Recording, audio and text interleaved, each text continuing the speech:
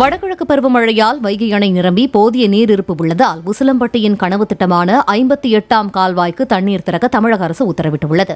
வைகை அணையிலிருந்து தண்ணீர் திறக்கப்படும் என்ற நம்பிக்கையோடு தாமாக முன்வந்து 58ஆம் கால்வாய் மூலம் பயன்பெறும் 33 கண்மாய்களுக்கு செல்லும் கிளை கால்வாய்களையும் கிராம மக்களே தன்னெழுச்சியாக தூர்வாரினர்.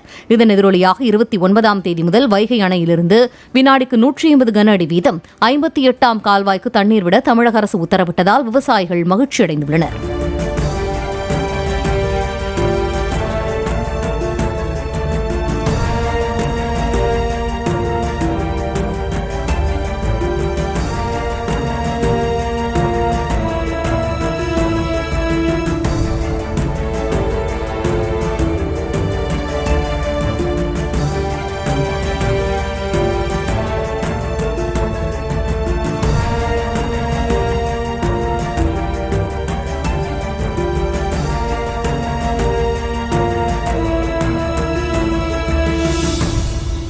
பிளே ஸ்டோர் மற்றும் ஆப் ஸ்டோரில் இருந்து பாலிமர் செயலியை QR கோடு மூலம் பதிவிறக்கம் செய்யுங்கள்.